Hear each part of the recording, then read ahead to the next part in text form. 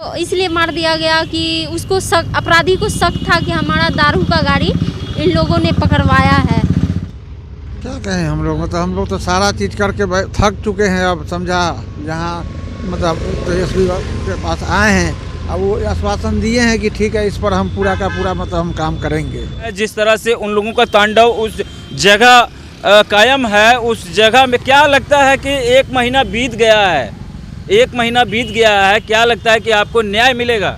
हमें तो ऐसा नहीं लग रहा है कि न्याय मिलेगा। देख लीजिए 1 महीना बीत गया, अभी तक किसी को पकड़ा नहीं गया। उठा के ले गया था, दोनों के नाम से नेम्ड एफआईआर किया गया। समस्तीपुर जिला के चकमेहसी थाना में कल्याणपुर ब्लॉक होता है। तो उसके बाद एफआईआर के बाद प्रशासन एकदम मौन थी, कोई जांच पड़ताल नहीं। जिनके नाम से एफआईआर किया गया, जो लोग बुला कर ले गए, उनके यहाँ ना पूछताछ की गई ना कुछ की गई। उसके नमस्कार, जनसंचार में आपका स्वागत है। और जिस तरह से पुलिसिया विभाग अपनी पीठ थपथपाती है, एक ऐसी भी वानगी आपको नज़र आएगी। ये पूरा परिवार जो समस्तीपुर से चल के पटना आया है और यहाँ पटना में इन्होंने सरकार से गुहार नहीं लगाई, लेकिन फिर भी नेता प्रतिपक्ष के द्वार जरूर पहुँच गए हैं। क्या है पूरा मामला और हम जानते हैं इनसे। और जिस तरह से इन्होंने समस्तीपुर को छोड़ करके पटना आए हैं, पटना आने के बाद ये डीजीपी से मिले हैं, डीजीपी की तरफ से भी वही आश्वासन मिला है। और क्या कुछ कहा है डीजीपी साहब ने और क्या कुछ मामला है इनका, पहले मामला जानते हैं इनसे और किस तरह से क्या पूरा मामला है आपका। 30 तारीख 12वें महीने में हमारे भाई को घर से बुला के ले गया प्रभात चौधरी, संजय चौधरी, और उसका हत्या करके मधुबनी में फेंक दिया। हम लोग एफआईआर लिखा है, लेकिन प्रशासन अपने स्तर से छानबीन कर रही थी। 4 तारीख को डेड बॉडी मिला खुटौना छर्रापट्टी नहर के पास। क्यों मार दिया गया था आपके भाई को? मेरे भाई को इसलिए मार दिया गया कि उसको अपराधी को शक था कि हमारा दारू का गाड़ी इन लोगों ने पकड़वाया है। इसी कारण उसको पकड़ के ले गया और इसके साथ साथ 3 लड़का को और ले गया पकड़ के, और सबको मारा पीटा। ये शराब माफिया थे? हाँ, शराब माफिया है। उस पर लगभग ये शराब वाले केस में 12 एफआईआर है। प्लस हमारे गांव के जो चकमेहसी थाना, उसके चौकीदार को मार के फेंक ही दिया था, लेकिन उसको हॉस्पिटल ले जाया गया तो वो बच गया। तो साफ तौर पर इनका कहना है कि शराब माफियाओं के द्वारा इस तरह की हरकतों को अंजाम दिया जाता है। अगर कोई उनकी शराब की खेप उतरती देख ले और देखने के बाद उनको मौत के घाट उतार दिया जाता है। और किस तरह से ये पूरा परिवार आया हुआ है, क्या लगता है आपको सरकार की तरफ से कुछ? देखिए, हम लोग थाने पर पहली बात के जो उठा के ले गया था, दोनों के नाम से नेम्ड एफआईआर किया गया। समस्तीपुर जिला के चकमेहसी थाना में कल्याणपुर ब्लॉक होता है। तो उसके बाद एफआईआर के बाद प्रशासन एकदम मौन थी, कोई जांच पड़ताल नहीं। जिनके नाम से एफआईआर किया गया, जो लोग बुला कर ले गए, उनके यहाँ ना पूछताछ की गई ना कुछ की गई। उसके बाद लगभग 4 दिन के बाद वहाँ से मधुबनी जिला के खुटनाहा में वहाँ लाश मिलती है, जिसमें लगभग दर्जनों गोली लगी हुई होती है। उसके बाद जब बॉडी लेकर आते हैं, कल्याणपुर में रोड जाम की जाती है, आंदोलन की जाती है, तो प्रशासन जागता है। उसके बाद भी लगभग महीनों दिन तक प्रशासन एकदम मौन रहती है। वहाँ के थाना प्रभारी से मिला जाता है, डीएसपी साहब से मिले हम लोग। उसके बाद एसपी साहब से मिले, यहाँ तक के आईजी साहब से मुलाकात किए, डीआईजी साहब से मुलाकात किए, डीजीपी साहब से मुलाकात किए, मुख्यमंत्री साहब के ऑफिस में आवेदन दिए हैं।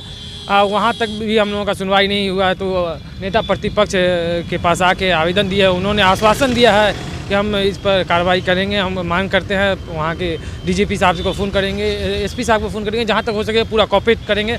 ये जो परिवार है, आपके परिवार के साथ हम हमेशा रहेंगे जी। तो जिस तरह से इनकी बातें आपने सुनी कि सरकार भी काम नहीं कर रही है और पुलिस विभाग भी इनका सहायता नहीं कर पा रहा है, जिस तरह से उन लोगों का तांडव उस जगह कायम है, उस जगह में क्या लगता है कि 1 महीना बीत गया है, 1 महीना बीत गया है, क्या लगता है कि आपको न्याय मिलेगा? हमें तो ऐसा नहीं लग रहा है कि न्याय मिलेगा। देख लीजिए 1 महीना बीत गया, अभी तक किसी को पकड़ा नहीं गया। तो ये न्याय व्यवस्था है। हम लोग दर के ठोकर खा रहे हैं, यहाँ पे भटक रहे हैं।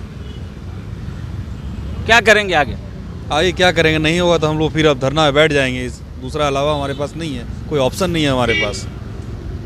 देखिए इस बच्चे का तस्वीर देखिए, साफ तौर पर इस बच्चे की तस्वीर देखिए। और इस बच्चे को 9 गोलियों से भून दिया गया, 9 गोली पीठ में, और कुछ इधर उधर, तो कुल मिला के 13 गोली। आपको मैं वो लेटर भी दिखलाऊंगा, लेटर इनके पास है। ये एफआईआर कॉपी है और समीक्षा रिपोर्ट भी आई है, वो भी मैं आपको दिखलाऊंगा। किस तरह से एक लड़के को 13 गोलियों से भून दिया जाता है। मात्र इतनी थी इसकी कमी की। ये बच्चा पुलिस द्वारा, सरकार द्वारा जो शराबबंदी लागू की गई है उसको ये देख भर लिया था, क्योंकि उन लोगों को जो शक हुआ कि ये हमारे शराब की खेप को पकड़वा देगा, उसके कारण से इस बच्चे को गोली मार दी जाती है। और उनके दादाजी हमारे क्या कहेंगे उनके? क्या कहें हम लोग तो सारा चीज़ करके थक चुके हैं। अब समझा जहाँ मतलब एसपी के पास आए हैं, अब वो आश्वासन दिए हैं कि ठीक है इस पर हम पूरा का पूरा मतलब हम काम करेंगे, समझा। देखिए क्या करते हैं ये लोग। तो जिस तरह से इनके दादाजी भी बता रहे हैं, मृतक जो बच्चा है उनके दादा लगते हैं ये। और क्या करेंगे आगे, क्या करेंगे आप? सरकार के तरफ से कोई आश्वासन नहीं मिल रहा है, पुलिसिया विभाग कुछ नहीं कर पा रही है, क्या करेंगे आगे आप?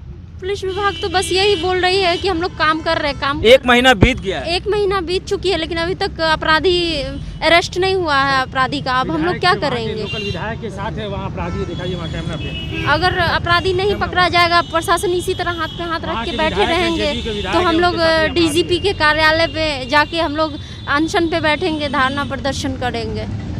तो जिस तरह से इन लोगों का कहना है कि भाई हम वहाँ के थाना प्रभारी, एसपी, एसएसपी, डीजीपी, आईजी सभी से मिलने के बाद भी हमें अगर न्याय नहीं मिलता है तो आगे हम जाएं तो जाएं कहाँ?